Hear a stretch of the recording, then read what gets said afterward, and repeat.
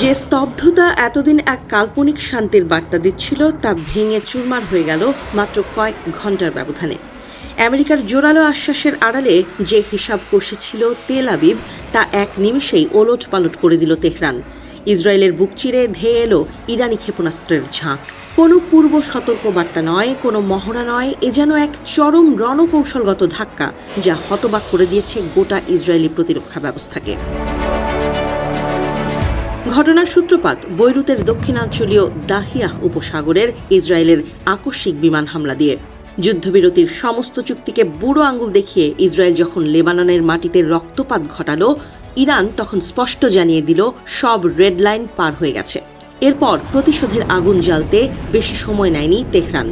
রোববার রাতের অন্ধকারে উত্তর ইসরায়েলের আকাশ ছেয়ে যায় অগ্নিরেখায়। যে ইরানকে দুর্বল ভেবেছিল মোসাদ, সেই ইরানের ক্ষেপণাস্ত্রগুলোই এবার ইসরায়েলের ডিফেন্স শিল্ড ভেদ করে বুঝিয়ে দিল রণক্ষেত্রে পাশা উল্টে গেছে।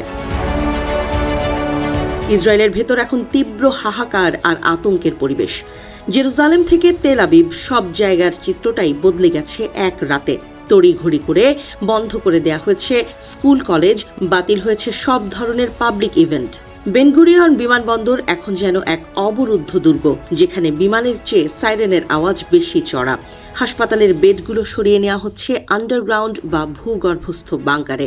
যে দেশের মানুষ ভেবেছিল তারা সুরক্ষিত, তারা এখন নিজেদের ঘরেই বন্দী। চরম ধাক্কা খেয়েছে ইসরায়েলি গণমাধ্যম এবং সামরিক বিশ্লেষকরা।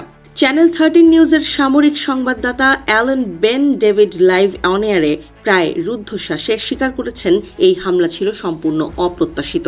কিছুদিন আগেই ইসরায়েল যুক্তরাষ্ট্র যৌথ অভিযানের পর তেল আবিবের ধারণা ছিল ইরান আর পাল্টা আঘাত করার সাহস দেখাবে না, কিন্তু রোববারের রাত প্রমাণ করল ইসরায়েলের এই আত্মতুষ্টি ছিল এক ঐতিহাসিক কৌশলগত ভুল। এদিকে ইসরায়েলের এই চরম বিপর্যয়ের দেশটির রাজনীতির অন্দরমহলে শুরু হয়েছে তুমুল কাদা ছোড়াছুড়ি। কট্টরপন্থী অর্থমন্ত্রী বেজালেল স্মোট্রিচ ক্ষোভে ফেটে পড়ে ক্যাবিনেট মিটিংয়ে দাবি তুলেছেন প্রতিটি ইরানি মিসাইলের বদলে বৈরুতের ডজন ডজন বহুতল ভবন মাটির সাথে মিশিয়ে দিতে হবে। জাতীয় নিরাপত্তা মন্ত্রী ইতামার বেন গভিরের হুঙ্কার, তেহরানকে পুড়িয়ে ছারখার করতে হবে। ক্ষমতার অলিন্দে যখন এই যুদ্ধের উন্মাদনা, তখন বিরোধী দলগুলো আঙুল তুলছে প্রধানমন্ত্রী বেনিয়ামিন নেতানিয়াহুর ব্যর্থ নীতির দিকে। কিন্তু পর্দার পেছনের আসল নাটকটি মঞ্চস্থ হচ্ছে ওয়াশিংটনে। হোয়াইট হাউস থেকে মার্কিন প্রেসিডেন্ট ডোনাল্ড ট্রাম্পের এক বার্তায় যেন বজ্রপাত হয়েছে ইসরায়েলি নীতি নির্ধারকদের মাথায়। ট্রাম্প সাফ জানিয়ে দিয়েছেন ইরান আর ইসরায়েলকে অবিলম্বে হামলা চালানো বন্ধ করতে হবে। শুধু তাই নয়, ইসরায়েলের এই আকস্মিক লেবানন হামলা যে মার্কিন প্রশাসনের সাথে আলোচনা না করেই করা হয়েছিল তাও ফাঁস করে দিয়েছেন তিনি। ট্রাম্পের এই নরম সুর ইসরায়েলের কট্টরপন্থীদের মনে তৈরি করেছে চরম ক্ষোভ আর হতাশা। বিশ্লেষকরা বলছেন এই একটি হামলায় মধ্যপ্রাচ্যের ভূ রাজনীতির সমীকরণ পুরোপুরি বদলে দিল।